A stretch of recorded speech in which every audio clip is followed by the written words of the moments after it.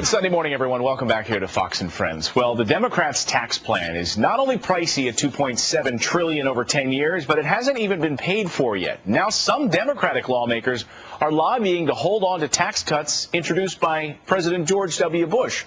You heard me right. Here for a fair and balanced debate this morning, Stephen Crowder, columnist and Fox News contributor, and Alicia Menendez, senior advisor at NDN, a progressive think tank. Welcome to both of you on this Sunday morning. Nice to see you. Thank you, sir. Alicia, let me start with you. I know you're in favor of rolling back some of these Bush-era tax cuts, especially for the wealthiest Americans, but a lot of economists say in a recession, you never raise taxes. What do you say to them?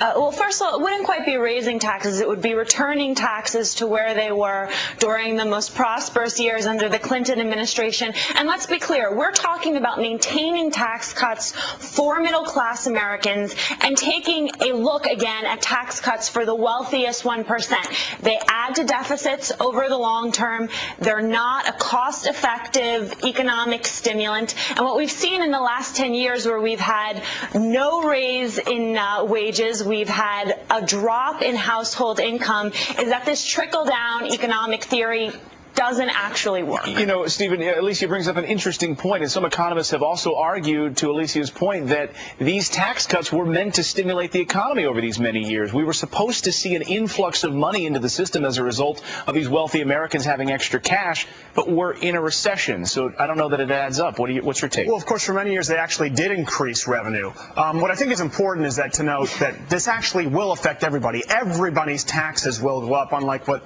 Alicia tries to tell you. Bottom tax bracket, 10% will go up to 15%. 25% bracket will go up to 28%. And more importantly, right now during a recession, is that over 2/3 of small businesses fall under the highest tax bracket, the same businesses that employ people. Wait. So they'll be looking to hire. Let me just finish my point. They'll be looking to hire or fire depending on this administration's next move. You will be moving $2.7 trillion from the private sector, which can create jobs, to the government. And to this administration, that ain't no thing, baby.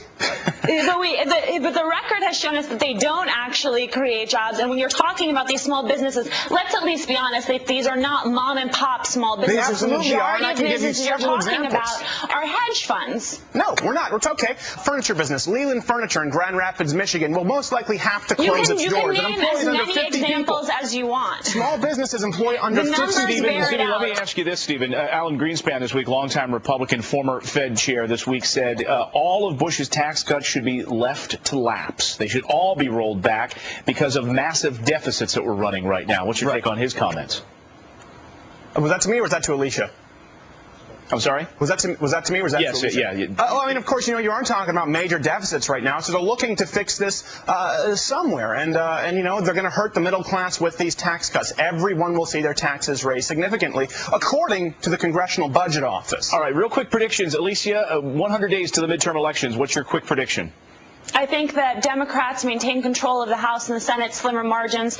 A lot of it's going to depend on where the economy is in the fall. Stephen, quick prediction, 100 days till the midterm election. Well, history shows us a pendulum effect, so of course Republicans will take up some seats. I mean, we don't know what this president, how he reacts under direct pressure from opposition, but come November, we will all find out. All right, Stephen Crowder, Alicia Menendez, ain't no thing. Nice to see you guys this morning. Coming up on the show, the demand for a psychiatrist. It's up nearly 50% in just the last year. But why do so many more of us need